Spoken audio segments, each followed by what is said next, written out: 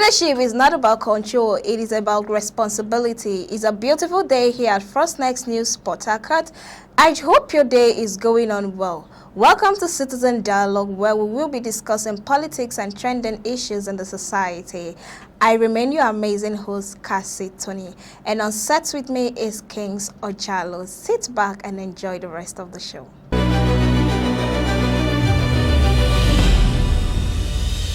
Welcome back to the show, Citizen Dialogue. Hello, Kings. Hello, Cassie. How are you doing today? Fine, thank you. You look exceptionally different today. What's the secret? As always, by special grace of God. It's always God, huh? Of course, it's always God. All right. Thank you so much for joining us on the show. Yeah. So moving on to the story that we have today, Nigeria has increasingly spent $1.73 billion on foreign education and health in the last 6 months. Looking at what is happening in our country, what is this country actually turning into? The Nigerians spending so much money on foreign education and health rather than investing this money in their own country. Prior to that question, you know, we have been told Nigeria is spending 0.73 billion. 0.73 billion, yeah. You understand, on foreign sectors rather than ours. Now, if you look at it, you know, I think it bounces back to our own individuals and our own leaders, you know, interference on the sectors which is in the country, Nigeria. Now, looking at actions taken by most of our leaders, you know, let me start with the health sector rather. You understand? You could recall most news whereby our leaders go abroad for treatment, thereabout in case just because they had some breakdown in their health situations. So I think that also relates to that. We also look at failure of providing most facility on our health sectors, you know, breakdowns on health sectors. You understand, like, okay, we've heard of numerous number of strike from the health sectors and thereabout. So definitely, citizens who are financially buoyant, we don't want to rely on an institution that has defaults in these forms in so many ways. You understand? Okay, we have also the sector breakdowns whereby people don't really rely. Okay, let me use example. An individual is having some tremor, that is a casual disease or thereabout, and he goes around the country on all hospital sectors and he can't find help on such situation. What do you expect? If the financial minister is there, he travels abroad. So I think this will have to, is a wake-up call for our leaders to take immediate steps in order to fix these sectors adequately. Come on, look at the huge amount of money there. We are not talking about million, we're talking about trillion. You understand? Even those foreign countries, you understand, they most of the time don't even expedite such funds in their own. Then we are now looking at a country that is still, you understand, arriving to get to that major target, spending huge amount of money. You understand? This also calls for, you know, it also bounces back to our leaders. You understand? Most of them who prioritize, who patronize this. That is just the truth. You understand? Now, looking at our educational sector, we can count number of leaders who, you know, have their children schooling abroad. So what are we talking about? You understand? How do you now encourage your own educational institute, the tertiary institutions here? And these are the sectors that are being created by the sole leaders. You understand? Neglecting it, taking your own children overseas. You understand? But nevertheless, outside the later, looking at our educational system, our tertiary system here, what has been our income? What has been our result? Is it ASU strike? Is it some assaults and abuse from some most lecturers? Is it the corruption impact in the tertiary institutional sectors? Okay, sorry to interject you. When you say corruption or assault from lecturers, yes. What do you really mean by that? Of course, we've had tremendous news about lecturers, you know, has come about, you know, all students rather complaining about, you know, advantage most lecturers have taken on them. You understand? So that is where it's also headed to. And again, failure of government to provide the basic amenities of these tertiary institutions. Okay, looking at most science lab in some of our institutions, there's nothing to write home about it. So tell me, if an individual or if a citizen of the country has that means to go abroad or send his child to school overseas to get full knowledge of this particular or course or subject matter, definitely they will definitely want to sponsor the child. So just like I said earlier, it's still a wake-up call for our government to make all these adequate facilities to be in place, so that we'll stop looking outside, so that we'll stop looking elsewhere. For you, come on, we have a lot of schools in our country.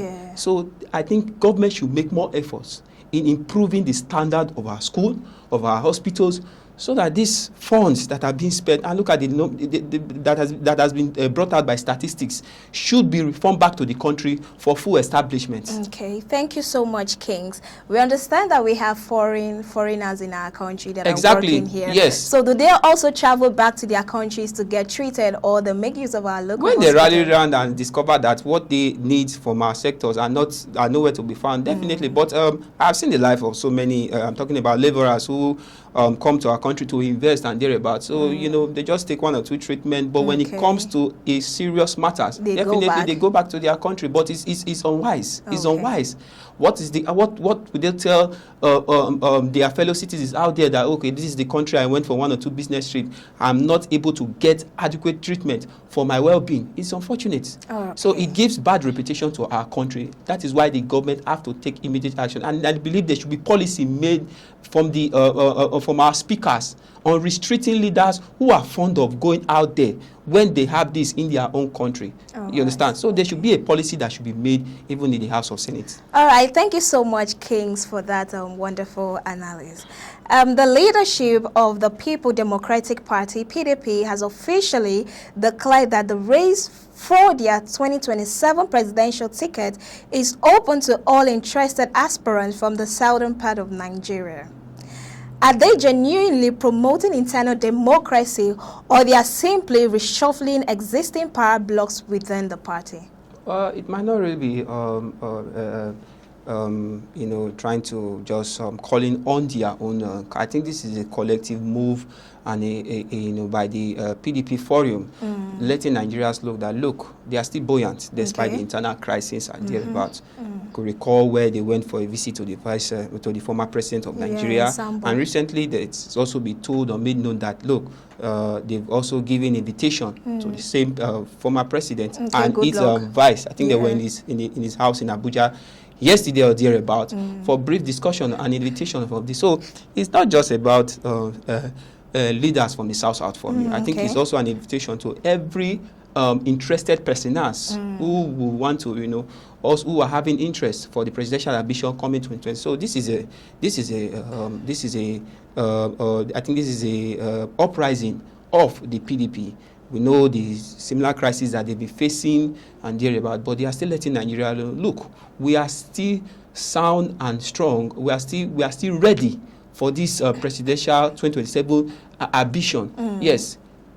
Take away those first mind that we don't have, there's no hope for the PDP. I think that's what they are trying to portray. So I think it's not just all about inviting, you know, an individual. It's also having a collective research about any individual you are trying to invite into the PDP coalition movement, into the forum of into the ambition movement of participating in the 2027 presidential election, so that you understand there will be a remark on them. You understand? Because other coalitions are fully prepared.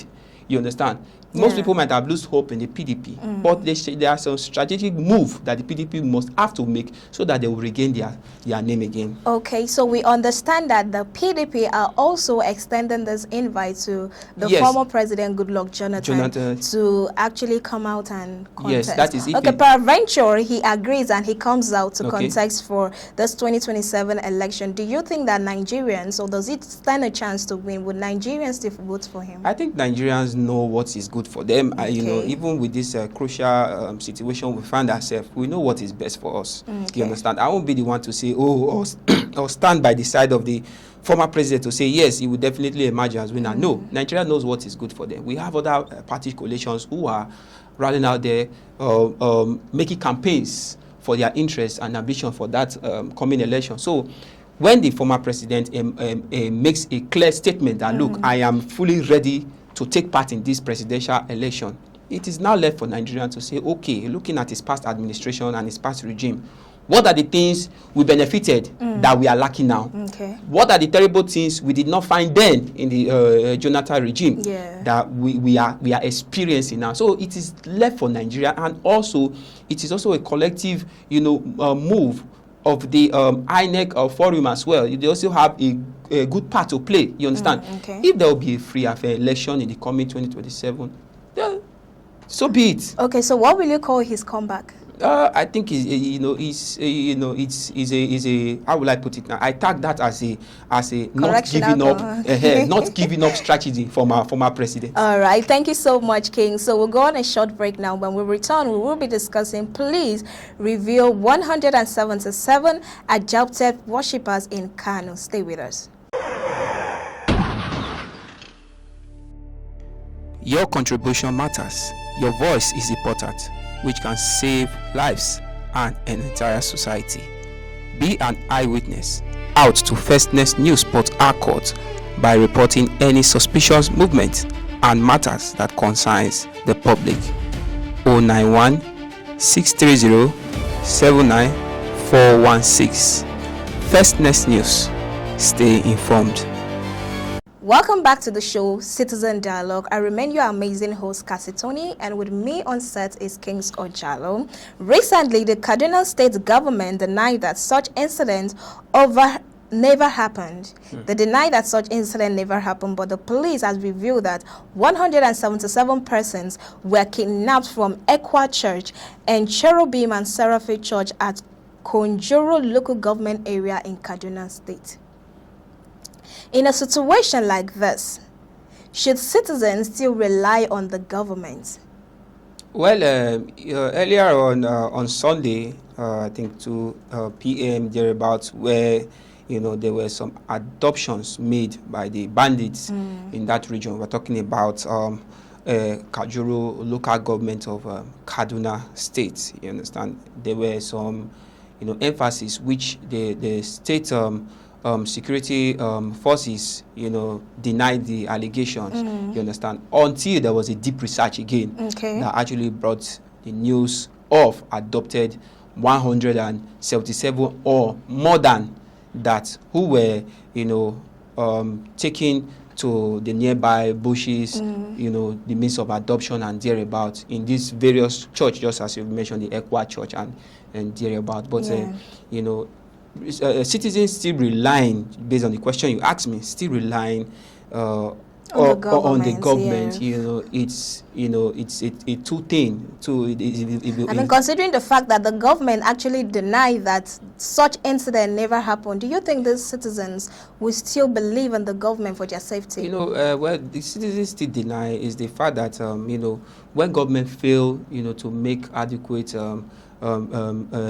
research, because the primary purpose of government is to save life and property. In a situation like this, and the government has come out to deny it at first before there was a full investigation later on by the police, definitely citizens wouldn't want to, you understand, because I am your governor and my aim is to protect you. And there was a news and a rising news that so and so individuals were kidnapped in this region, and you are saying to the public that such thing never happened. Definitely, I won't want to rely on you anymore. That is just the truth.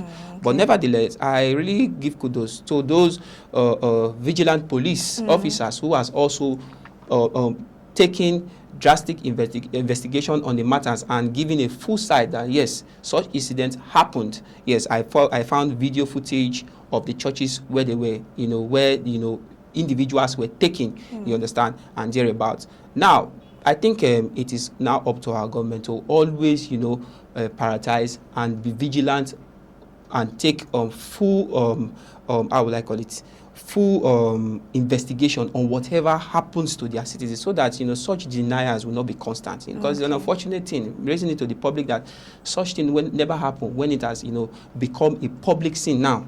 You understand? So I think government will really have to do more action so that citizens will continue relying on them, because that is their primary purpose as government. Okay, so we hope such incident never happens again. Of course. Thank you so much, Kings, for joining us in the show. Thank you, It's Cassie. a pleasure having you once again in our midst. So we've come to the end of the show, Citizen Dialogue on First Next News Port Harcourt. Many thanks to you, our viewers, for watching. I remain your amazing host, Cassie Tony. Stay informed, stay engaged, and do have a blessed day.